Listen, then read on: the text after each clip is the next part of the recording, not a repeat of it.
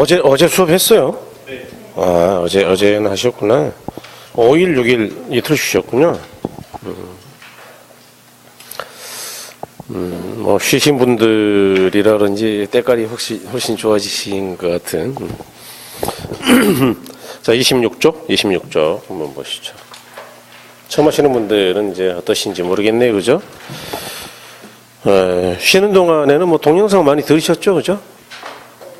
특히 처음 하신 분들은 동영상을 한 20시간 정도 좀 들으셨어요?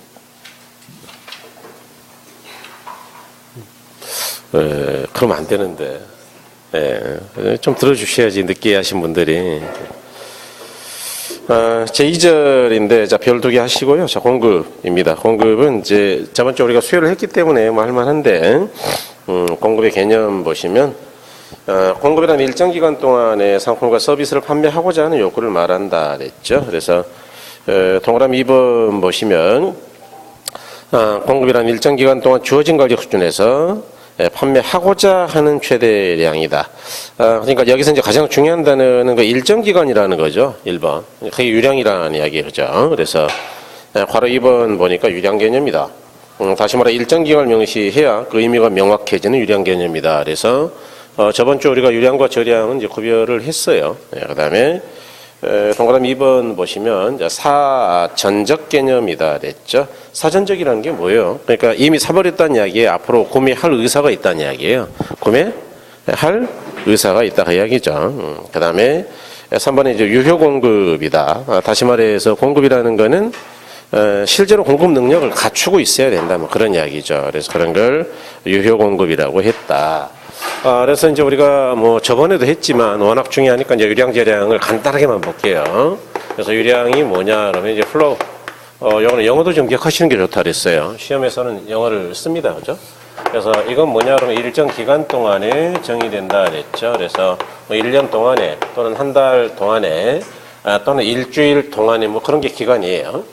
예를 들어서 우리가 지금 이야기했던 이제 공급, 즉 수요 공급은 방금 개념이 일정 기간 동안에 공급자가 판매하고자 하는 량이라 그랬으니까 어쨌든 일정 기간이죠. 그래서 유량이고요. 소득, 예를 들어서 뭐 연봉이다, 뭐 1년이죠 이거. 또는 월급이다 그러면 한 달이죠. 그래서 여기 기간이 숨어 있고요. 임대료 같은 것들도 뭐 기간이 당연히 숨어 있죠. 그런가 하면 뭐 이런 것도 시험에 나왔죠. 단기 순이익이다. 그래서 단기 그러면은 이제 이 손익계산서 계정이라는 건데, 단기가 올해 1년, 올해. 작년도 아니고 내년도 아니고. 그러니까 어쨌든 1년 동안이죠. 그런가 하면 뭐 신규주택 공급량이다. 이렇게. 그래서 이런 것들을 이야기하더라. 그런데 저량이라는 거는 뭐라 그랬느냐. 저량은 스탁 개념이다. 그랬죠. 그래서 이거는 일정 시점에서 정의되는 거예요. 일정 시점이다. 예를 들어서 이제 현 시점에서 또는 몇 월 몇 일 기준, 뭐 예를 들어 11월 31일 기준 그런 거 썼죠. 그래서 여기에 대표적인 게 뭐냐 그러면은 뭐 이런 것들이 있겠죠. 이 소득하고 비교될 만한 게 재산이다, 재산. 재산이라는 게 이제 우리가 내가 갖고 있는 전체 돈인데 뭐 부동산 돈 산업해 가지고 현 얼마냐? 그거는 기간이 필요한 거예요, 아니고 시점이 필요한 거예요. 시점이죠, 시점. 지금 얼마를 갖고 있냐의 문제이지, 뭐, 몇 년 동안에 벌었냐가 아니잖아요. 그죠? 네.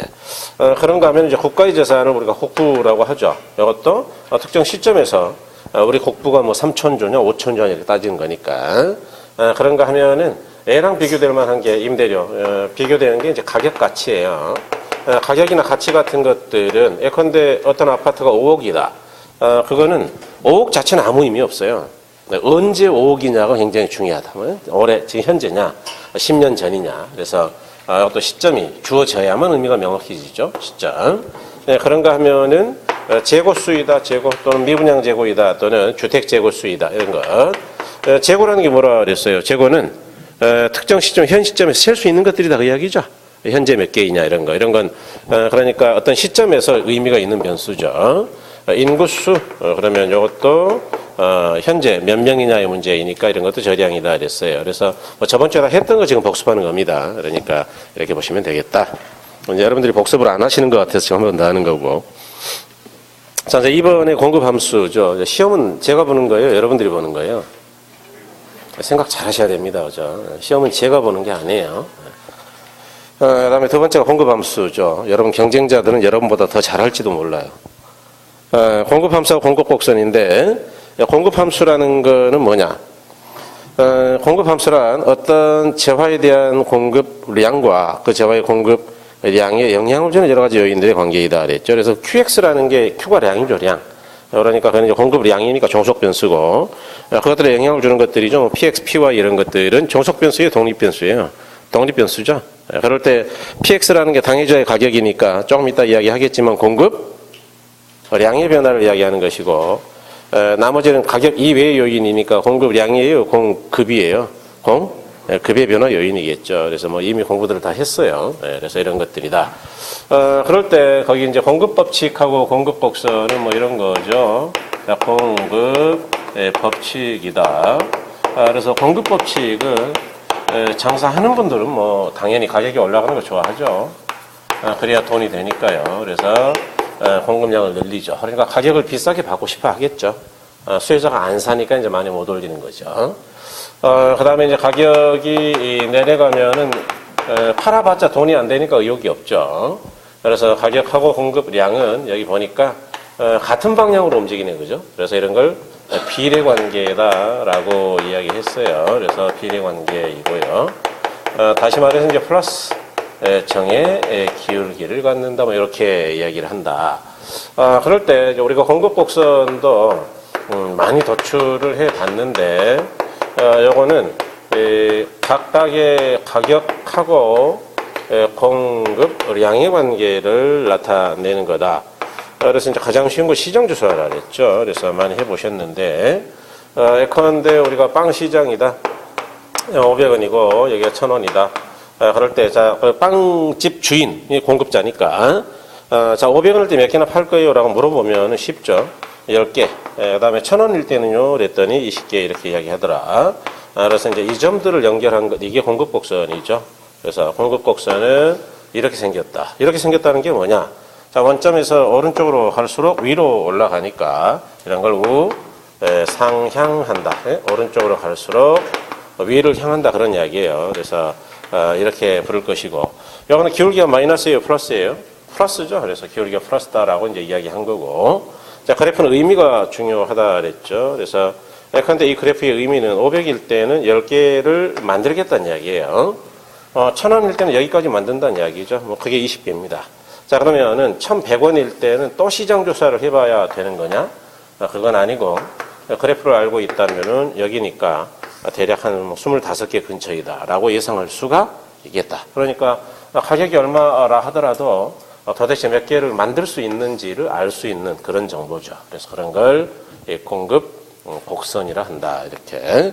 자, 그래서 거기 이 공급 곡선 보시면 가격과 공급량과의 관계를 나타내는 곡선이다 그랬죠. 그래서 그 그래프의 오른쪽 보니까 공급 곡선은 일반적으로 상향이다 그렇죠.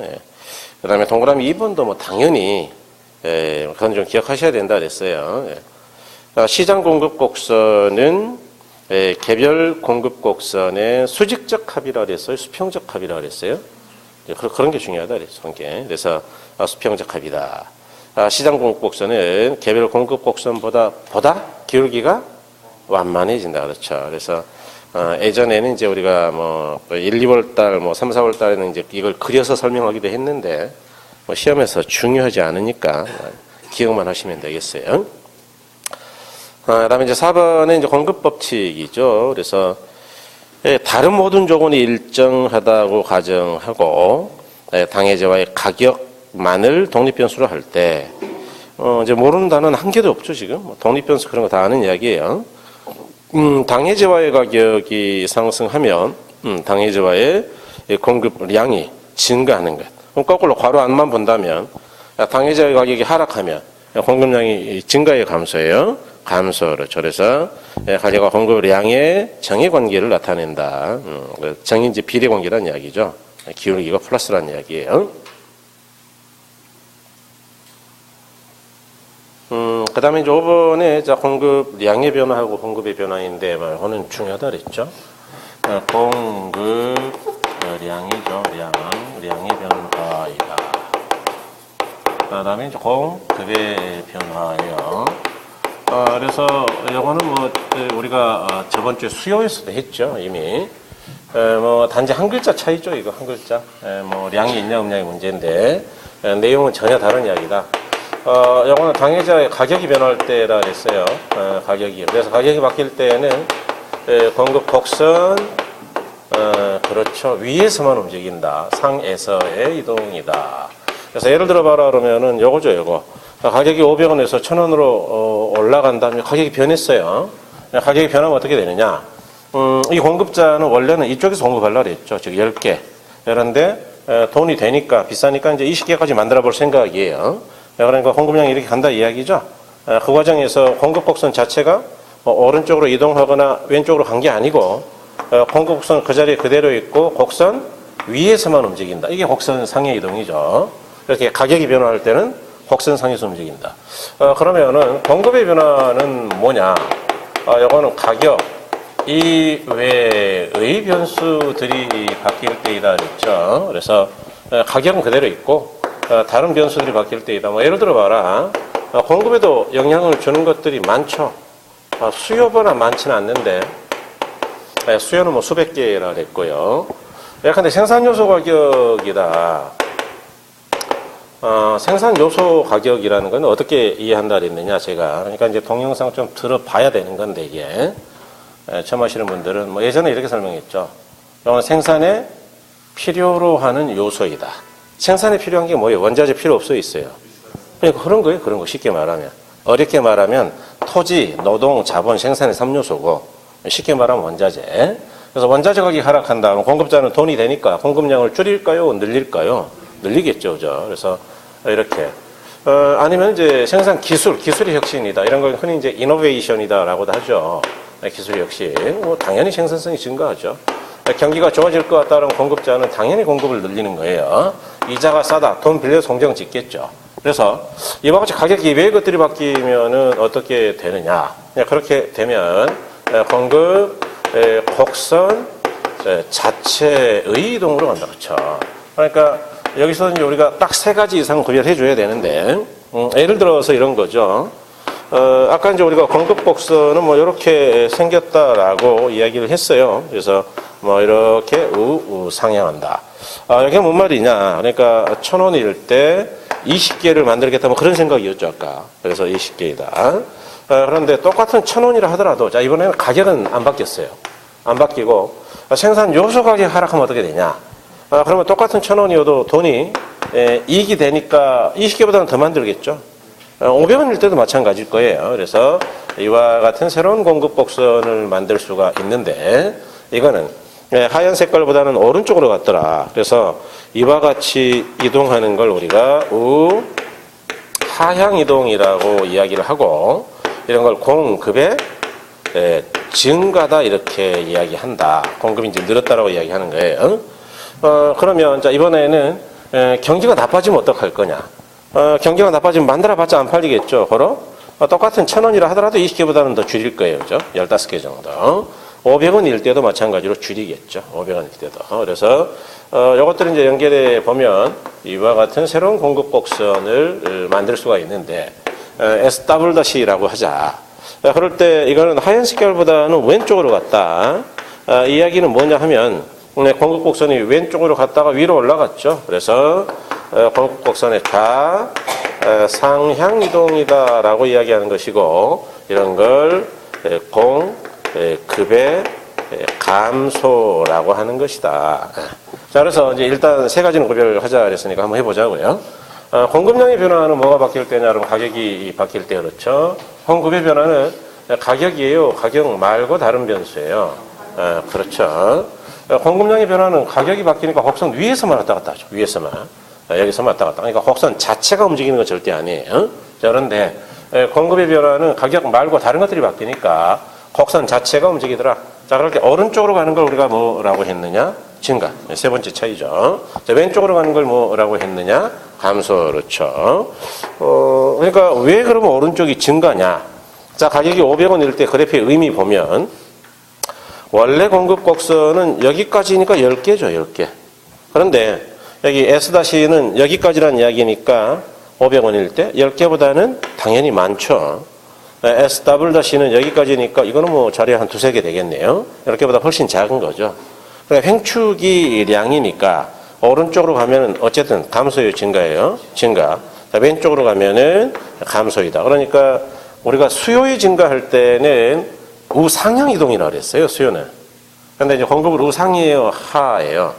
그러니까 상과 하가 바뀌니까 이게 중요한 것이냐, 그게 아니고 오른쪽으로 가면 뭐라 그랬느냐? 증가. 왼쪽으로 가면 뭐예요? 감소. 이거는 균형 이동 방향이라 그랬죠, 균형. 조금 이따 할 거예요, 이건. 그래서 뭐 균형이 이동하는 걸 추적해 보면 안 해봐도 다 알 수 있는 것이고, 뭐 시험 자체에서 이거 자체가 의미가 없다. 그래서 이런 거를 신경 쓰지 않는다. 그랬죠. 그래서 이렇게 보시면 되겠다. 그럼 이제 공급의 변화 요인은 수요처럼 뭐 한 200~300개가 되진 않지만 그래도 이것도 몇십 개 되죠. 뭐 수십 개 이상은 되는데 공급의 변화 요인이 아닌 거는 세상에 한 개밖에 없죠. 한 번 나왔죠, 이건. 수요는 5번 나왔고, 이분이. 공급의 변화 요인이 아닌 거 3개 한 개밖에 없다. 뭘까요? 당위자의 가격은 공급의 변화예요, 공급량의 변화예요. 그죠? 공급 가지고도 한 번 냈죠, 21회 때. 그러니까 이런 걸 맞춰줘야 된다. 예. 그래서 이제 5번인데, 5번. 요즘은 뭐 결혼 공부를 좀 하시는지 모르겠네요. 여러분 민법 공부를 훨씬 많이 하죠. 맞아요. 아니 뭐 상관없어요. 뭐 다른 데도 결혼 공부를 훨씬 덜 하는데 뭐 알아요. 본인들도 그러고. 근데 거기는 이제 공부를 좀 많이 하는 분위기이긴 한데 점수는 또 결혼이 더 잘 나왔다고. 그래서 또 참 공부도 안 하는데 어떻게 점수가 잘 나오는지 모르겠는데 내가 그러고 말았는데 공부는 더럽게 안 하는 것 같아, 내가 보기에. 거기 작년에는 수석이 거기서 나왔거든요, 전국 수석이. 뭐 이것도 전국 수석 그 여자분인데 40대 중반. 잘했어요, 그 친구는. 뭐 4월 모의고사부터 아주 출중했어요. 처음 공부하는 친구인데 딱 설명 2번 듣고 나서 결혼 거의 이해하더라고. 2번 듣고 11, 12, 1, 2 딱 듣고 나서 뭐 선생님 저는 대충 감 잡았습니다. 점수가 바로 나오기 시작하더라고요. 근데 이제 공부를 워낙 안 하면은 진짜 안 늘죠. 그래서 요거 20번 정도 읽자를 했는데 그거는 해야죠, 그거. 이거 20번 읽는 거는 기본서 한 2번 읽는 것밖에 안 돼요, 양. 기본서도 한 10번씩 읽는데 보통. 기본서는 어차피 안 읽을 것 같으니까 요약집이나 부지런히 읽자. 5번에 자, 공급 양의 변화와 공급의 변화인데, 공급 양의 변화는 해당자의 가격이 바뀔 때죠. 그래서 공급 곡선 상에서 움직인다 그랬어요. 그래서 A에서 B로 가면 증가, B에서 A로 가면 이제 공급량이 주는 거죠. 공급 곡선 위에서만 왔다 갔다 하네요. 그다음에 공급의 변화는 해당자의 가격 이외의 요인들이 변화할 때다 그랬죠. 그래서 공급 곡선 자체 이동이다 그랬고, 거기 보니까 이제 S에서 S1으로 가면은 오른쪽이죠. 공급의 증가. 그 다음에 S에서 S2로 가면은 이제 공급이 감소죠. 그래서 왼쪽으로 가는 거다. 그럼 질문 좀 드려볼게요. 이제 공부 잘 하시는 분들 계시죠? 여기 몇 분. 왜 공급이 변화할 때는 곡선 자체가 이동하는 겁니까? 왜 그럴까요? 이유는 알아야 될 거 아니에요. 이제 기억은 했으니까 오른쪽은 증가하고 왼쪽은 감소다. 왜 A는 공급 곡선 위에서 움직이는데 A는 곡선 자체가 움직일까요? 예? 공급량은 종속 변수라는 게 어떤 독립 변수가 변했을 때 종속해서 같이 움직이는 거니까 양은 다른 요인이 변하는 것보다 그 하나만 갖고 가격이 왔다 갔다 하는데 요거는 그 외의 변수가 움직이는 거예요. 지금 정확한 설명인데 약간 좀 정리가 덜 됐는데, 간단하게 말하면 종축이 가격이죠, 가격. 여기 독립 변수죠. 그다음 종속 변수가 여기 있죠, 여기 량 말고 여기 기술의 변화는 축이 있어요, 없어요? 축이 없잖아요. X축, Y축 2개밖에 없잖아요. 그러니까 이 량하고 가격 이외의 것들이 바뀌면, 가격 이외의 것들이 바뀌면 량이 영향을 주긴 주기인데 오른쪽이나 왼쪽으로 가면서 바뀌는 거예요. 가격하고 량밖에 없으니까 그래프가. 여기 뭐 기술의 혁신이라든가 뭐 경기 변동이나 이자율의 변동이나 그런 게 그래프에 있어요, 없어요? 없죠. 그래서 그런 거예요. 그러니까 여기는 이제 가격하고 양의 관계만 설명할 수 있는 그래프이다. 그래서 그런 거죠. 뭐 설명 잘하신 거네요. 네. 감이 아주 탁월하시네. 6번에 공급 변화 요인이죠. 그래서 공급 변화 요인은 뭐 다 아시는 거예요. 기술의 진보 그러면 공급이 증가죠. 뭐. 그다음에 이제 생산 요소 가격이 하락한다. 당연히 공급 증가. 그러니까 외우는 게 아니고 이해하면 된다 그랬어요. 그다음에 이제 공급에서는 이제 대체제나 보완제는 큰 의미는 없다라고 제가 이야기했죠. 그다음에 조세가 중과세된다 그러면 공급은 감소겠죠. 보조금 준다 그러면 당연히 뭐 돈 주면서 열심히 하라 그러면 공급 증가죠. 그다음에 이제 가격이 상승할 걸로 예상된다 그러면 요건 좀 기억하셔야 돼요. 자, 공급자는 다음 달에 양파 가격이 올라갈 것 같다. 그럼 양파를 지금 팔아야 될까요? 다음 달에 팔아야 될까요? 그러니까 지금은 창고에 싸두고 없다라고 하겠죠. 공급 감소예요. 그래서 수요랑 반대입니다. 그러니까 요거는 시험에서는 자주 있어요. 가격 상승이 예상될 때 자, 수요자는 저번 주에 했는데 수요는 어떻게 움직이고 공급은 어떻게 움직이느냐 한번 보자. 예컨대 가격이 올라갈 것 같다 그러면 수요자는 올라간 다음에 사겠어요? 미리 사겠어요? 그러니까 당장 수요를 늘려버려요. 그런데 공급자는 어떻게 행동하느냐? 공급자는 아까 말씀드린 대로 야 올라간 다음에 팔자. 그러니까 지금은 없다 그러자. 창고에 넣어놓고 그러니까 야 양파 한 개도 없다. 그래서 공급을 줄여버릴 것이다. 그래서 이렇게 되겠죠. 요즘 뭐 오징어 값이 굉장히 비싸죠. 오징어가 뭐 보통 한 4-5마리에 한 10마리에 한 4-5만 원 하던데 보니까 왜 이렇게 비싸냐? 오징어 물량 자체가 적죠. 지금 안 잡히죠. 기후변화 때문에 안 잡히기도 하는데 제가 볼 때는요. 매점에서 싸놨어요. 창고에. 올라가면 이제 그때 좀 팔려고. 그래서 본격적으로 이제 행락철이 되면은 맥주를 마셔야 되기 시작할 거니까 그때 이제 조금씩 풀려고 싸놓은 것도 없지 않아 있습니다. 그렇게 안 잡히지는 않아요. 그런데 가격이 막 4배 이상 뛰었다는 거는 그건 심상치가 않죠. 그 다음에 7번에 부동산 거기 오타네, 오타. 자, 좀 바꿔주세요. 7번 부동산 수요가 아니고 뭐죠? 공급. 다시 28쪽에 7번은 부동산 뭐로 바꾼다고요? 공급으로. 그래서 좀 바꿔주시고요. 동그라미 1번 보니까 자, 부동산 공급은 부동성으로 인하여 위치의 공급이 되고 부증성으로 인하여 비탄력적 공급이고 개별성으로 위치면에 독점적 공급이 되는 상품의 성격이 있다 그랬는데 다 옳은 이야기죠. 여기서 특히 기억해야 될 건 이제 부증성입니다. 부증성. 그래서 부증성 때문에 공급이 쉽다고요, 어렵다고요? 어렵다. 뭐 그런 거 좀 신경 쓰시고요. 그다음에 이제 동그라미 2번에 자 부동산 공급자는 생산자뿐만 아니라 기존 부동산의 공급자도 포함된다 그랬는데 여기요. 예컨대 새 거를 만들어내는 생산자이다 그러면은 유량 공급일까요? 저량 공급일까요? 여기 했는데요. 새 거를 만든다 그러면 뭐요? 유량 공급이고 내가 가지고 있는 집을 중개업소에 전화해서 팔겠다 그러면 이제 재고니까 유량이요, 저량이요? 저량을 해서 그 이야기입니다. 이게 유량 공급자와 저량 공급자로 나눌 수 있다. 그러니까 일반 재화랑 아주 다르죠. 일반 재화 같은 경우는 저량 그런 거 안 따져요. 재고. 왜냐? 썩어서 없어지니까. 그런데 부동산은 한 50년 쓰니까 새 것만 따진다고요? 재고도 따진다고요? 재고 그런 이야기죠.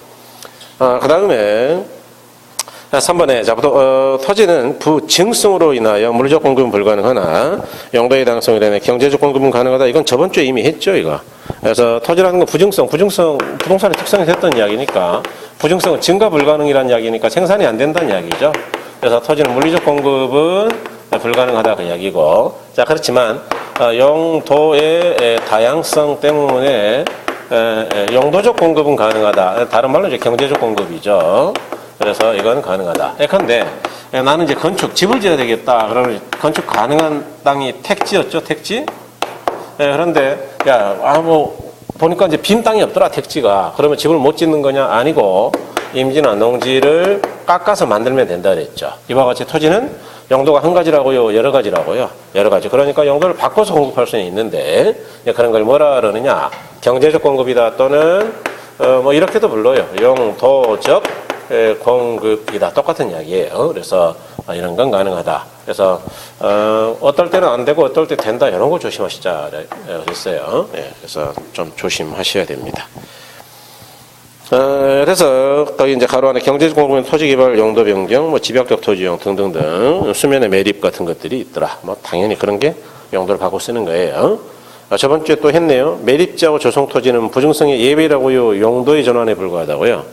그 이야기 지금 그렇죠? 그러니까 저번 주에 했던 것들은 총론에서 뒤에 나올 것들을 미리 이야기한 거니까 지금 이제 앞으로 하나씩 나오면은 기억이 좀 나면 좋겠어요. 그다음에 이제 동그라미 4번에 건물은 물리적 공급은 가능하나 수요 증가에 대응하여 즉각적으로 공급을 늘릴 수는 없다. 그러니까 이제 건물이라는 것도 공급하는데 2, 3년 걸리니까 새로 지으려면 즉시 공급이 된다고요? 잘 안 된다고요? 잘 안 된다. 그래서 대단히 비탄력적이다. 5번에 즉 건물의 공급의 비탄력성에 대한 단계는 어렵고 생산 요소에 대한 제약이 완화되는 장기적으로는 공급이 가능하다. 그렇죠. 그래서 그 밑에 이제 토지 공급과 이 건물의 공급으로 이제 기본서보다 조금 더 상세히 쓴 건데 토지 공급은요. 토지는 물리적 공급은 당연히 불가능하죠. 물리적 공급은 아예 불가능합니다. 그래서 공급 곡선이 수직이다. 다시 말해서 완전 비탄력이다라고 이야기하는 거예요. 그런데 토지의 경우에도 경제적 공급이라는 것은 가능하다. 방금 이야기 드렸지만 우리가 택지가 필요하면 나는 집 지어야 되겠다. 그럴 때는 이제 건축 가능한 땅 택지가 필요한데 없다 그러면 못 짓는 거냐? 아니고 용도를 바꿔 쓰면 된다 그랬죠. 그래서 이렇게 이제 기울기를 갖고 있다. 기울기를 갖고 있다는 이야기는 뭐예요? 그래프는 의미가 중요하다 그랬는데 예컨대 택지의 가격이 평당 700이다. 그럴 때 우리 동네에서 100필지의 택지를 깎았다 치자. 그런데 택지의 가격이 평당 1000으로 올라가면 어떻게 되느냐? 이렇게 올라가면 자 여기까지 공급할 수 있다는 이야기니까 100필지예요. 100필지보다 많은 거예요. 많은 거죠. 그러니까 공급을 늘릴 수 없다고요? 있다고요? 있다. 뭐 이런 이야기죠. 그러니까 어쨌든 토지의 경우에도 용도 차원의 공급은 가능하다. 그래서 이런 이야기고요. 건물도 마찬가지입니다. 그래서 건물의 경우에도 건물의 물리적 공급이 거기 수직인 경우는 사실 조금 문제는 있는데 이제 보통은 건물의 경우에는 이렇게 그리는 게 편하죠. 이렇게. 건물의 경우에는 가파른 기울기를 갖고 있는 거예요. 그러니까 단계는 공급이 된다고 거의 안 된다고요. 안 된다 그렇죠. 그래서 거기 수직 옆에다가 이렇게 좀 써주실래요? 기울기가 가파르다 이렇게 좀 써주세요. 기울기. 그 칸. 그래서 이제 이렇게 주장하는 경우도 있어요. 있는데 수직선 옆에다가 기울기가 가파르다 이렇게. 그래서 그래프 밑에 보니까 뭐 이렇게 돼 있죠. 그러면 훨씬 더 정확해요. 수직선, 수직이라 하기도 하고 기울기가 가파르다 하기도 한다 그 이야기예요 지금. 그다음에 이제 건물의 경제적 공급은 그건 당연히 기울기가 완만하죠. 그래서 거기 보니까 맨 네 번째 우상향 옆에다가는 기울기가 완만하다 이렇게 써주면 되겠네요. 그래서 그러시면 훨씬 정확해집니다. 우상향 옆에다 기울기가 완만하다 이렇게. 그러면 이제 건물은 경제적으로 훨씬 공급이 용이하구나. 토지보다는 훨씬 용이합니다, 사실은. 그래서 이렇게 된다. 그래서 요 정도 좀 추가해 주시면 뭐 좀 더 정확해질 것 같아요. 그래서 이제 공급 곡선에 대해서 좀 보셨고요. 그다음에 이제 29쪽에 이제 어렵습니다. 이 부분이 이제 연습이 조금 되셨어야 되는데 좀 그려보셔야 된다고 몇 번 부탁을 드렸는데 그려보셨겠죠. 자, 3절은 별을 3개 해주시고요. 여기 이제 안 그려보신 분들이 이제 갈수록 조금 어려워져요. 잘못하면. 이제 그려보신 분들은 이제 금방금방 쉬워지는데, 오늘은 1, 2월 달부터 제가 뭐 이미 이야기를 좀 드렸는데, 여러분들이 연습이 좀 되면, 그래프를 그리지 않고도 맞출 수 있는 방법을 알려드리겠다 그랬는데, 오늘이 이제 그날인데, 그런데 이제 안 그려보신 분들은 알려줘봐야 사실 응용을 거의 못해요. 그래프를 그릴 줄 모르면. 머릿속에 좀 그림이 그려져야 되는데. 그래서 뭐 들어보시면 조금 어려울 수도 있습니다. 그래서 1, 2월 달, 3, 4월 달 강의는 뭐 워낙 쉬우니까 뭐 그걸 들어보시면 되겠네요.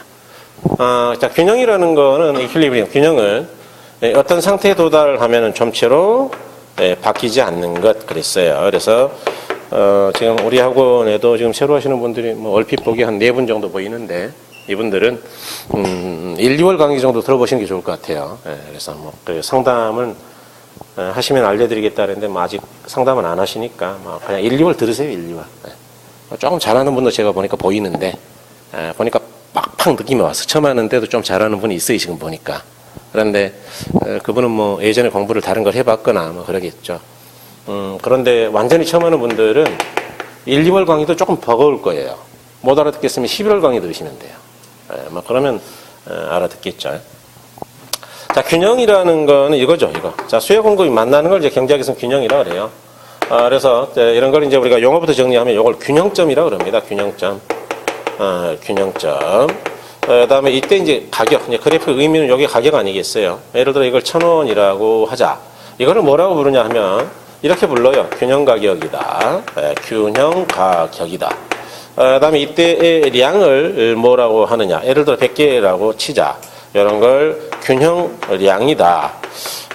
또는 균형 거래량이다. 또는 균형 수급량이다. 뭐 좀 용어가 많은데 이제 가장 많이 쓰는 건 균형량이란 말이에요. 그래서 이렇게 보자.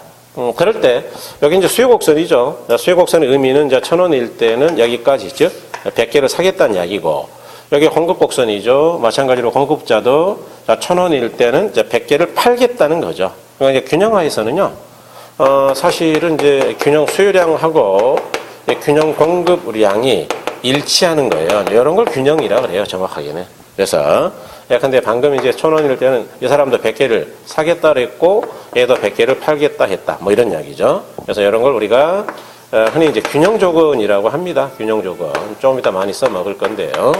네, 균형 조건이다. 이렇게. 그럴 때, 자, 균형은 일단 균형에 도달하면 잘 안 바뀐다 그랬는데, 정말 그런가 한번 보자. 예를 들어서, 자, 시장에서는 이제 1,000원에 거래되는 시장이에요. 그런데 이제 저 혼자 700원을 불러보면, 계속 700원으로 거래가 되느냐, 다시 균형으로 가느냐 그 이야기인데, 요 수요곡선이죠. 자, 수요자는 700원이면 싸죠. 그러니까 100개보다 훨씬 더 사요, 그죠? 150개. 그런데 공급자는 700원일 때는, 야, 돈도 안 되는데, 50개만 팔려고 하죠. 그럼 결국 누가 많은 것이냐? 누가 많은 거예요? 수요가 많죠, 이거. 그래서 이런 걸 초과 수요라고 하고, 자, 시장에 수요자가 넘칠 때, 즉, 사겠다는 사람 많을 때는 가격이 700이 유지가 되겠어요? 올라가겠어요? 올라가죠. 그죠? 그래서, 균형을 이렇게 흔들어 봐도 다시 균형으로 되돌아가는 힘이 있다. 자, 그러면 이것 좀 싸게 불러서 그런 것 같으니까 좀 비싸게 불러볼까요? 뭐 한 1,300? 네. 자, 그러면 여기 이제 수요곡선이죠? 수요자는 여기까지 사겠다는 겁니다. 비싸니까. 그래서 야, 이거 한 50개만 사자. 이렇게 나오는 것이고. 자, 요거 공급곡선이죠. 그래서 1,300원일 때는 여기까지 팔겠다 그 이야기니까 야, 이거 돈 되는데 한 150개 팔까? 이렇게 되는 거죠. 여기는 누가 많은 거예요? 수요가 많아요? 공급이 많아요? 공급. 그래서 이런 걸 초과 공급이라고 하고, 자, 그럴 때는 이제 1,300이 유지가 된다고요. 당연히 시장의 공급자 천지면 가격이 내려간다고요? 내려갈 것이다. 그렇죠. 그래서 균형은 백날 흔들어 봐야 다시 균형으로 되돌아가는 힘이 있다. 이거를 알프레드 마샬이 처음으로 주장했는데, 그래서 이걸 뭐라 그러느냐? 수요 공급의 법칙이라 그래요. 뭐 어렸을 때 많이 들어봤을 거야, 아마. 수요 공급의 법칙이라고 한다. 예. 그래서 뭐 어렸을 때 과목이 정치 경제가 됐건 뭐 사회 과목이 됐건 뭐 들어는 봤을 거예요.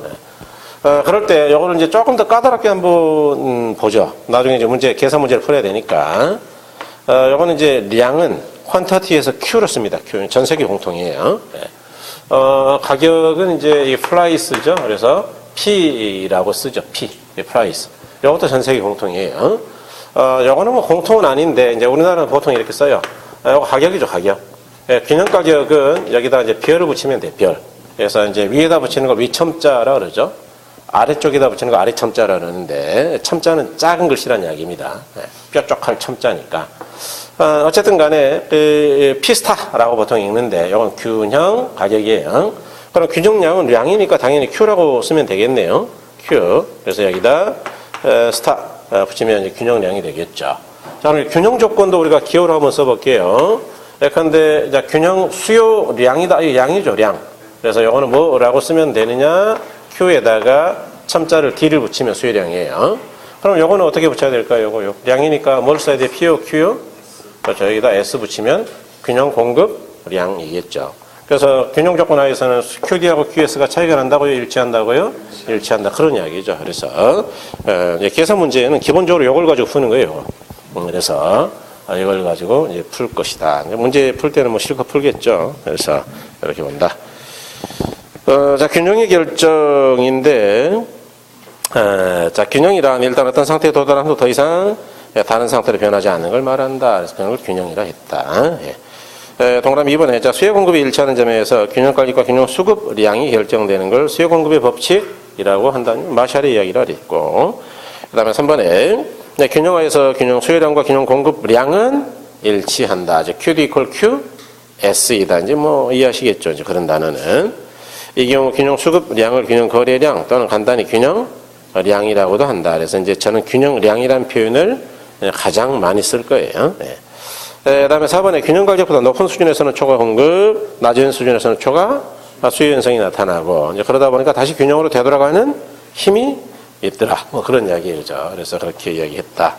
그 다음에 이제 이번에 균형의 이동인데 요걸 이제 그려 보셔야 된다라고 했던 건데, 요거는 우리가 뭐 많이 그려왔죠. 그래프를. 그래서 계속해서 그려왔는데, 또 처음 하는 분들이 있으니까 뭐 다시 한번 뭐 그려보죠. 예컨대 이제 여기 가격과 량이 있다. 그래서 자 이제 안 써도 횡축은 무조건 량이에요. 정축은 그냥 아무것도 안 쓰면 무조건 가격입니다. 당연히. 그래서 여기 이제 수요 공급이라는 게 있다. 그럴 때 이런 이야기 하면 이제 여러분들이 혼란스러워 할까 봐서 제가 이야기를 잘 안 하는데, 이야기를 아끼는데, 이런 걸. 어렸을 때 공부했던 거는 축이 어떻게 돼 있어요? 여기가 무슨 축이에요? Y축이 X축이에요. 여기는 뭐죠? 자, 그럼 함수는 제가 옛날에 이걸 가지고 설명했죠. Y = X 더하기 5다.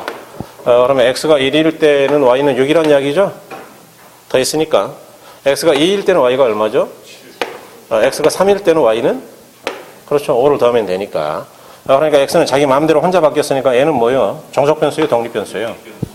얘는 X가 1이냐, 2냐, 3이냐에 따라서 결정되니까 독립이에요? 정석이에요? 제가 그렇게 설명했죠. 그러니까 이제 어렸을 때 이렇게 우리가 배웠어야 마땅한데 이제 이런 것들을 잘 안 하죠. 막 급해, 우리나라는 매사가. 요거를 변수가 1이든 2든 3이든 항상 일정하니까 상수. 항상 상자 써요. 상수. 그래서 상수. 숫자는 너무 복잡하니까 그냥 한글로 쓸게요. 항상 상자. 그래서 이렇게. 그 수학할 때 숫자예요. 뭐 여러분 자주 봤던 숫자. 그런데 이제 여기는, 그러니까 이게 독립변수예요. 이게. 얘는 정석변수. 그런데 여기는 얘가 독립변수잖아요, 얘가. 얘는 독립의 정석이에요. 어떻게 하죠? 축을 반대로 쓰고 있죠. 그래서 마샬이 이렇게 그랬어요, 마샬이. 그래서 탄력성이라는 거하고 신축성이라는 개념은 이제 여러분들은 요즘 강의를 거의 안 하는데 옛날에는 이제 뭐 했는데 많이 좀 안 나오니까 안 나온 적은 없죠, 거의. 그래서 신축성은 혼란스러울까 봐 강의를 안 하는데, 그래서 이제 그 탄력성이라는 거하고 경제학에서는 신축성이라는 거는 반대의 반대. 요거는 이제 기울기고 요거는 기울기의 역수인데, 그래서 왜 그러냐 그러면 축을 바꿔 써서 그래요. 독립변수를 이제 정축에다 거꾸로 세로축에다 둬가지고 독립변수를 일반적인 수학하고 다르게. 그래서 누가 그런 거냐면 마샬이 그런 거예요, 마샬. 알프레드 마샬이. 그래서 이제 이 사람이 한 번 이렇게 쓰니까 이제 계속 그렇게 쓰는 거예요, 그냥. 왜 마샬은 그랬을까? 마샬은 석사를 영국의 케임브리지 대학에 석사를 한 사람이에요. 경제학은 이제 박사를 했고, 영국에서는 가장 좋은 대학이죠. 그러니까 수학을 몰라서 이렇게 했을까요? 그런 건 아니겠죠. 얘가 1차 함수는 모르겠어요. 가격이라는 게 워낙 경제학에서는 중요한 변수이니까 가격을 정축으로 변동을 편하게 살피도록 하겠다.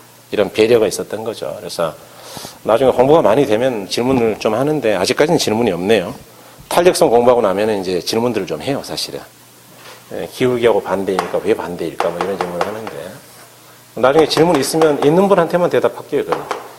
왜냐하면 헷갈려서 안 돼. 일반인들은 그 괜히 설명했다가는 시험에 잘 나오는 탄력성까지 혼란스러워지죠. 그래서 수준이 좀 되시는 분들한테만 질문하면 알려드릴게요. 시험에 안 나오니까. 괜히 알려줬다고 손해볼 것 같으면 뭐로 알려주겠어요. 예, 점수가 더 안 나오면 내비둬야지. 예. 자, 여기 이제 균형의 이동을 좀 보자. 자, 이제 다 잊어버리고, 이제 축은 그렇다 그 이야기 이제. 예, 설명했으니까 됐고. 이상하다라고만 생각하세요. 예, 애가 이상한 사람이다. 이렇게. 자, 이제 수요가 증가할 때 하고 감소할 때를 이제 우리가 이렇게 분석하죠. 딱 한 번만 제가 원칙을 할게요. 뭐 1월 달에도 그렇고 3월 달에도 그랬어요. 자, 수요 증가는 왼쪽이요, 오른쪽이에요? 오른쪽. 수요 감소는 오른쪽이요, 왼쪽이요? 요거는 대단히 중요하다 그랬죠. 그래서 오른쪽인지 왼쪽인지 알아야 뭐 분석이 되는 건데. 자, 원칙은 이래요. 자, 500원일 때 그래프의 의미 한번 보자. 원래는 여기 100개를 샀죠, 수요자가. 그런데 지금 수요가 늘어서 100개예요. 100개보다 많아요? 많죠. 150개. 200개라 칠까요? 200개. 그런데 자, 공급 곡선은 그대로니까 여전히 500원일 때는 100개를 만들고 있죠. 그럼 이만큼은 누가 많은 것이냐? 수요. 초과 수요죠.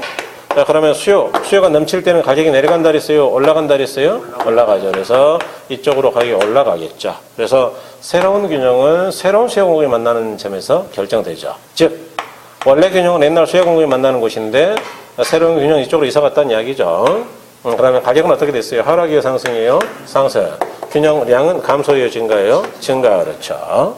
자, 이번에는 이제 이건 초과 공급이에요, 여기는. 그런데 그런 이야기 안 할게. 필요 없으니까. 자, 원래 균형은 옛날 수요 공급이 만나는 곳이었죠. 항상 균형은 만나는 곳이에요. 새로운 균형은 옛날 수요 공급이에요? 새로운 수요 공급이에요? 새로운. 그래서 1이 가더라. 그럼 가격은 상승이에요? 하락이에요? 하락. 균형량은 증가예요? 감소예요? 감소. 그랬죠. 그래서 이렇게 되더라. 이거는 이제 공급을 한번 볼게요. 제가 이제 이전 우리 강의 과정에서 이런 이야기도 좀 드렸는데, 경제학은 대체 이거 머리 아파 죽겠는데 왜 공부하는 거냐? 경제학을 공부하는 목적이 뭐냐? 뭐 그런 이야기도 좀 드렸어요. 좀 더 근본적인 이야기인데, 왜 공부하느냐 하면, 미래 예측을 위해서 공부한다 그랬죠. 돈을 벌려면 가장 중요한 게 제가 뭐라고 말씀드렸냐 하면, 돈을 버는데 가장 중요한 게 뭐 있을까요? 미래 예측. 그거는 기억하실 줄 알았더니 종목보다 더 중요한 거는 올라갈 건지 내려갈 건지 가격이에요, 가격. 종목은 그 다음이고. 정확하긴 한데, 가격.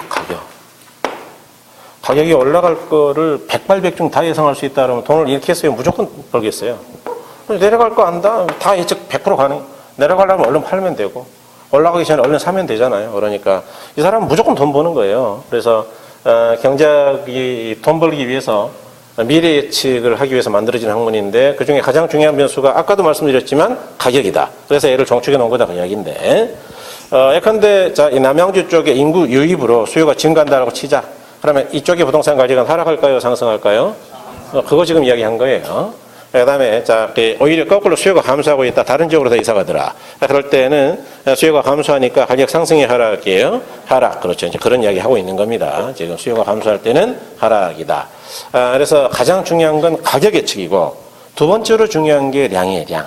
그래서 량이 늘 거냐 줄 거냐도 꽤 의미가 있습니다. 특히 이제 공급자 입장에서는. 그런데 어쨌든 이제 그래서 이제 경작을 하는 건데 자, 그러면 또 한번 예측해 보자고요. 자, 공급이 증가할 때는 공급이 우측으로 간다 이거죠. 자, 그러면 원래 균형은 여기고 새로운 균형은 새로운 공급과 수요가 만나는 곳이니까 1이 가는 거죠. 그럼 가격은 어떻게 된 거예요? 상승이 하락이에요? 하락. 그 다음에 균형량은 증가 이렇게 그렇죠. 그래서 이걸 대답할 수 있어야 된다. 예. 그 다음에 공급이 감소한다. 좌측 이동이에요. 그러면 원래 균형은 여기죠. 새로운 균형은 새로운 공급하고 수요가 만나는 점이고 그러니까 1이 간다 그 이야기죠. 그러면 가격은 어떻게 되는 거예요? 상승. 그렇죠. 균형량은 증가예요? 감소예요? 감소. 그렇죠. 이렇게 미래 가격하고 량을 예측하는 게 목적이다 그랬죠. 그래서 거기 한번 보자고요. 자, 이제 29쪽에 바로 일본의 수요 공급 중 한쪽만 변할 때 그랬는데 수요가 증가할 때 감소할 때 공급은 불변이고 그럴 때는 자 밑에 그래프 보니까 동그라미 1번에 수요 증가 공급 불변이죠. 그래서 그래프가 D에서 D0에서 D1으로 오른쪽으로 갔네 그죠. 그러니까 균형이 이동했죠. 그래서 가격은 P0에서 P1으로 상승 그 다음에 균형 거래량은 Q0에서 Q1으로 감소의 증가요? 증가. 그렇게 그래프를 그려놓은 거예요. 참고하시라고. 네. 그 다음에 두 번째. 자, 그래프 동그라미 2번 보니까 수요 감소, 공급 불변. 즉, 수요가 감소할 때죠. 수요 곡선이 왼쪽으로 갔죠. 그러니까 이제 결국 균형 가격은 하락하고 균형 거래량은 증가의 감소예요. 감소 이렇게 오죠. 그 다음에 넘어가셔서 3번 이제 수요 불변이고 자 공급이 증가 감소할 때 그 이야기죠. 3번 4번. 그래서 거기도 이제 오타가 하나 있어요. 이걸 또 못 봤는데 여러분 그래프 밑에 보니까 그래프 밑에 3번에 수요 불변 공급 증가죠. 그런데 이제 4번은 또 수요 감소가 아니고 앞쪽을 복사해서 쓰다가 이제 이게 잘못된 건데 수요 불변이에요. 불변. 동그라미 4번. 수요 불변이고 공급은 불변이 아니고 감소. 그러니까 위에 있는 동그라미 4번하고 같은 겁니다. 그걸 그래프로 표현한 거니까. 그래서 그래프 밑에 동그라미 4번 보니까 수요는 감소가 아니고 불변. 그 다음에 공급은 감소 이렇게 좀 바꿔주시고요. 자, 그래프는 이제 뭐 앞에도 그렸어요. 그래서 공급이 증가할 때는 공급 곡선이 우측으로 이동하니까 밑에 보니까 표에 자 균형 가격은 하락하고 균형량은 증가다 이렇게 여러분들이 이제 그려봤을 때 결과가 책하고 일치해야 되는 거예요. 그다음에 4번 자 공급이 감소할 때죠. 수요 불변이고 지금 바꾼 게 그거예요. 그러면 이제 균형 이동하니까 가격은 상승하고 균형 거래량은 증가의 감소예요. 감소랬죠. 그래서 이렇게 되더라. 그 다음에 이제 가로 2번에 자 수요 공급이 동시에 변동하고 변동 폭이 다를 때, 그 다음에 가로 3번에 수요 공급이 동시에 변동하고 변동 폭이 같을 때, 그 다음에 4번에 수요 공급이 동시에 변동의 크기가 아예 주어지지도 않았을 때, 둘 다 변동하는데, 그래서 이제 우리가 1, 2월 달은 이렇게 봤단 말이에요. 이렇게. 자, 여기 보세요. 칠판. 그래서 이제 이렇게 뭐 그래프 많이 그렸죠. 어때? 예를 들어서 자 수요하고 공급이 둘 다 증가할 때를 한번 그려볼게요. 수요 공급이 한쪽만 증가할 때요, 둘 다 증가할 때요, 둘 다. 그래서 그럴 때 이제 어떻게 정리를 하면은 조금 편하겠냐? 요거를 다 그려보면은 좋죠. 정확한데 시험 문제를 풀 때 지문 5개가 다 이제 이런 거면 5개를 그릴 수는 없겠죠. 그래서 그리지 않고 맞출 수 있는 게 몇 개 나와야 되는데, 그러고 이제 잘 안 되는 거는 이제 그려보면 되니까. 그럴 때 이제 어떻게 해야 되느냐. 자, 한번 보자. 이게 이제 별 이야기 없다 그러면 무조건 가격은 균형 가격은 무조건 500원이에요, 지금. 균형량은 100개입니다. 여기, 자, 500원에 100개다, 이렇게. 여기도 500원에 100개예요. 여기도 500원에 100개입니다. 그래서, 별 이야기 없다 그러면 그냥 무조건 500원에 100개예요. 라고 가정하고 시작하자고요.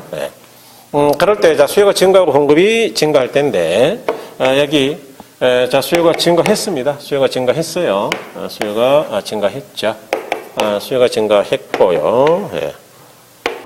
그래서 자 여기서 여기까지 증가를 이제 50% 증가라고 가정할게요. 50% 증가. 그래서 50% 증가는 플러스로 표현했죠. 그 이야기는 뭐냐 하면 정확한 의미는 원래 수요 곡선은 여기 100개까지를 500원일 때 사는 건데 얘는 여기까지니까 100개요, 150개요. 그게 50% 증가다 그 이야기 지금 정확하게 말하면. 좋아요. 그래서 50% 증가했다. 세 개는 칸이 뭐 비슷하죠. 그래서 칸이 조금 차이가 나 보이긴 하는데 그냥 비슷하다 생각하세요. 같다 생각하시고 50%다. 그럴 때 공급도 딱 50% 증가할 수도 있겠죠. 이 넓이가 똑같아요. 그래서 공급도 50% 증가할 때가 있고요. 공급이 50%면은 여기까지 증가인데 어쩌다 보니 공급이 조금만 증가할 수도 있겠죠. 그래서 대략 그렇죠. 20% 증가할 수도 있어요. 그런가 하면은, 자, 공급이 50% 증가하면은 여기까지예요. 그래서 넓이가 똑같으면 되는데, 이번에는 공급이 여지없이 증가해가지고 80%까지 증가했다라고 가정하자. 이럴 때. 둘 다 어쨌든 공급은 둘 다 감소요. 둘 다 증가해요. 둘 다 증가죠. 그러니까 이거는 이제 그려보지 않으면 모른다 그랬잖아요, 지금. 그래서, 그려보셨을 걸로 생각합니다. 지금 제가 1월달하고 3월달 계속 이야기했으니까. 통사정을 했잖아요, 지금. 시험은 제가 보는 거 아니에요. 자, 여기는 균형 1이 가죠? 가격은 변화의 불변이에요. 불변. 균형은 감소의 증가예요. 증가. 여기는 균형 여기에서 새로운 수요 공급이 만나는 이쪽으로 가죠. 그럼 가격은 어떻게 됐죠? 그렇죠. 균형량은 그렇죠. 이게 안 되면 뒤쪽에도 안 되는 게 많아요. 정책 쪽이 안 되는 게 태반에 이게 안 되니까. 이게 안 되니까 분석을 못 하는 거야, 지금. 이 차이를 모르니까. 여기 옛날의 균형은 수요 공급이 만나는 것, 옛날 새로운 균형, 새로운 수요 공급이 만나는 것이죠. 그래서 이리 가더라. 그럼 가격은 어떻게 됐어요? 상승이 하락이에요. 하락. 균형량은 어떻게 됐죠? 증가, 그런 이야기죠. 그러니까 이제 사실 수요 공급이 증가한다라고 할 때 그 비율을 정확히 보지 않으면은 둘 다 증가하니까 량이 느는 건 알았어요. 량은 다 느네 보니까. 그런데 가격은 어떨 때는 변화가 없고 어떨 때는 증가고 어떨 때는 증가의 감소예요. 감소. 그러니까 그려봐서 본인이 느끼지 않으면 이해할 방법이 없다. 그 이야기 하는 거죠. 그 이야기. 이해하셨나요? 좋아요. 그래서 이거는 기본적으로 그려봐야 된다. 여기까지가 11, 12, 1, 2, 3, 4월 달의 강의 내용이에요. 이해하셨나요? 그러고 한두 개 더 그렸어, 제가. 다른 걸. 그랬는데, 오늘은 조금 더 이제 여러분들이 이미 이 부분까지는 100% 이해한다라고 가정을 하고, 조금 더 가볼게요. 자, 한번 보죠, 거기. 바로 이번에 수요 공급이 동시에 변동하고, 변동폭이 다를 때 됐죠, 여기요. 여기는 변동폭이 같아요, 달라요? 여기 변동폭이 같아요, 달라요? 달라요. 잘 보세요. 그럴 때는 괄호하는 뭐라고 돼 있어요? 변동폭이? 생각 잘 하셔야 돼요. 굉장히 중요한 이야기입니다, 이거. 변동폭이 큰 것만 생각하면 된다, 여기.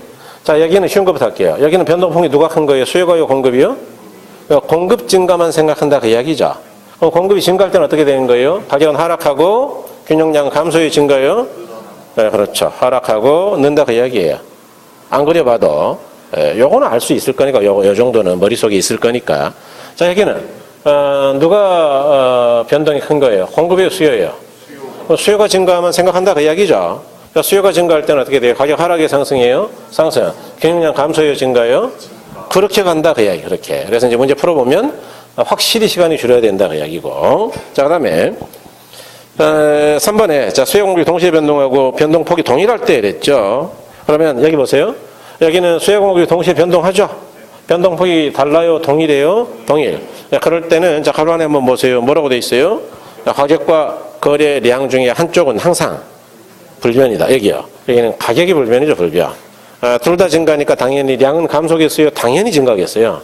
증가. 그러니까 가격은 당연히 불변이 나올 거예요. 그래서 50대 50일 때 변동 비율이 같을 때는 그렇다. 그럼 이제 질문 드리죠, 질문. 자, 여기 이제 다 이해하신 것 같으니까 질문. 자, 수요가 증가하고 공급이 증가했다. 자, 그러면 균형이 여기서 1이 같다, 그 이야기네. 그림은 제가 그려드릴게요.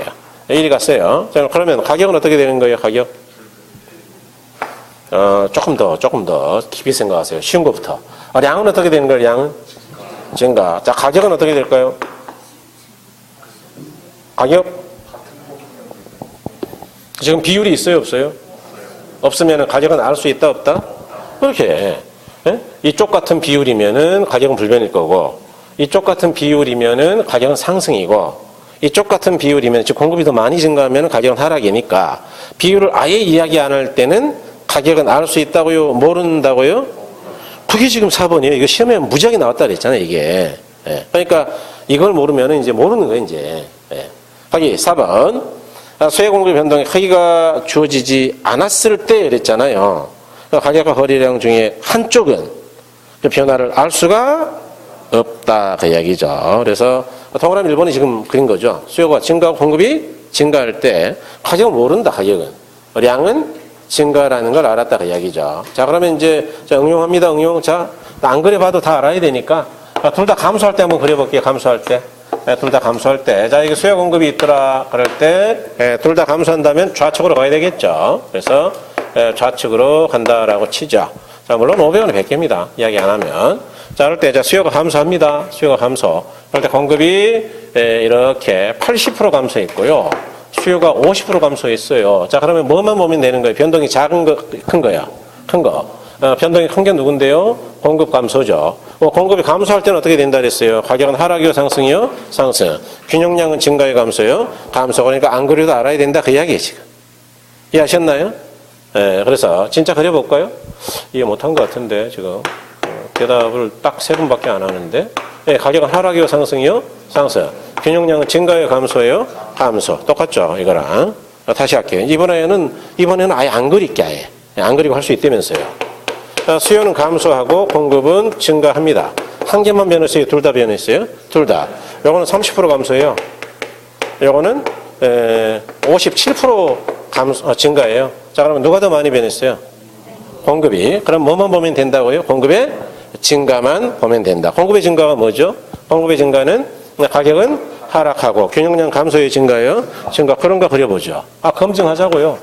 여기 자 수요 공급이 있더라. 수요 공급이. 그래서 자 균형 가격과 균형량이 이렇게 있을 때 자 수요가 감소했습니다. 30%. 뭐 수요는 조금 감소했네요.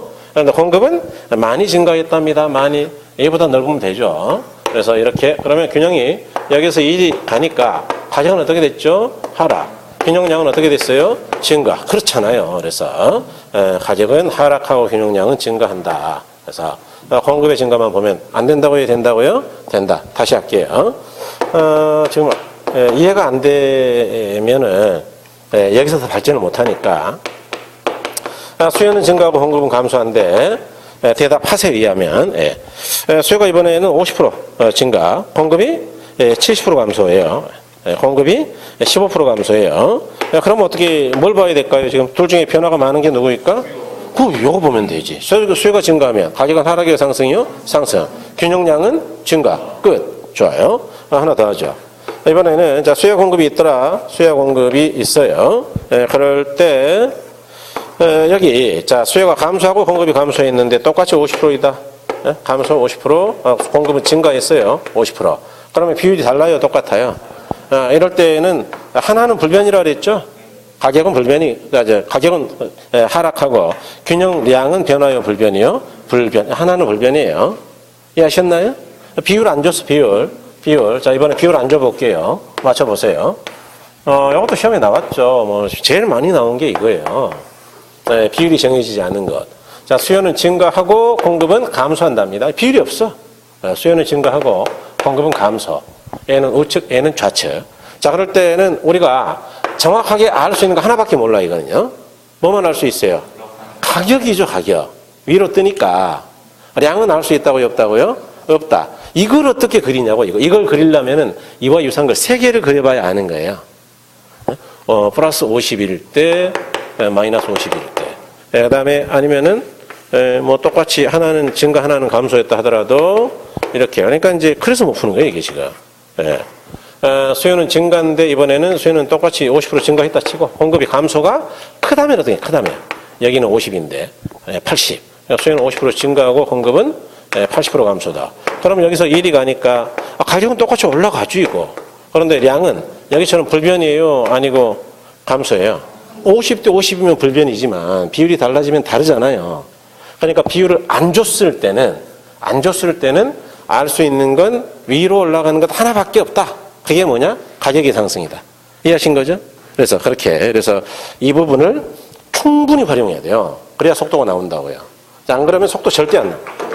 이제 그래도 지금은 다행히 여러분들 거의 이해를 하셨어요. 지금 보니까. 거의 이해하셨거든요. 근데 내일 되면 거의 다 잊어버리죠. 왜냐하면 내일은 민법을 할 거거든요. 그러니까 복습을 해야 된다. 복습. 그래서 여러분들이 지금 몰라요. 제가 여기 올 때 제일 답답한 게 뭔 줄 아세요? 사람들이 안 와. 다른 데는 8시 반이면 150명이 차 있어. 아니, 자리 싸움 때문에 막 거기는 싸워요. 막 내 자리에 앉았다고 나중에 막 신경질을 내. 그러면 이게 당신 자리냐고 또 짜증을 내. 그래 막 싸운다니까 자리 가지고. 골치 아파 죽겠어 자리 가지고 싸우는 거. 물론 저는 개입도 안 해요. 저는 싸우든지 말든지 그냥 뭐 싸우지 말라 그러고 말지. 가서 누구 편도 안 들고 개입도 아니고 원장이 알아서 하실 거니까 그건. 관리자가 알아서 하는 거지 선생님이 알아서 할 일은 아니잖아요. 그런데 보기는 좋아 나는. 왜냐하면은 와서 딱 일단 먼저 오는 사람들이 공부를 잘하는 사람들이니까 앉아서 공부를 해. 그러니까 시끄럽지가 않아요. 조용해. 10시 전까지 한 1시간 반 동안. 그 시간에 공부를 하는 그 사람들이 지금. 근데 결혼 더럽게 공부 안 해요. 거기도 보니까 뭐 민법밖에 안 해. 막. 그래서 아니 뭐 그렇게 하라고. 한 40%만 해라 40%. 그도 안 되면 30%만 하자 그냥. 뭐 그러면 내가 책임질게. 내가 그러고 있는데 거기는 잘하면 책임질 것 같아. 공부 안 해도. 왜냐하면 아침에 와서 자기가 공부를 하잖아. 아침에는. 아침에 와가지고 오늘 결혼 시간인데 무슨 공법 공부하겠어요? 네, 결혼책밖에 안 갖고 왔는데. 그러니까 그게 다르단 말이에요. 그게. 그러니까 여기서 이제 조금 안타까운 게 분위기가 아직 시동이 안 걸렸어. 이게 뭐 자동차로 말하면 시운전도 안 하고 있어 지금. 겨울에 띵띵 얼어가지고 이놈의 차가 달릴지 안 달릴지도 모르는 차에 지금. 생각 잘 하셔야 돼요. 여러분 모든 경쟁자가 다 이렇게 넉넉히 있는 거 아니에요 지금. 지금이 벌써 5월입니다. 이제 제 이야기가 금방 할 거예요. 이제 딱 이번 과정 지나가면 바로 날 더워지고요. 더워지면 바로 가을 와요. 보세요 한번 어떻게 되나. 시험 바로 옵니다. 다시 말씀드리죠. 시험 제가 보는 거 아니에요.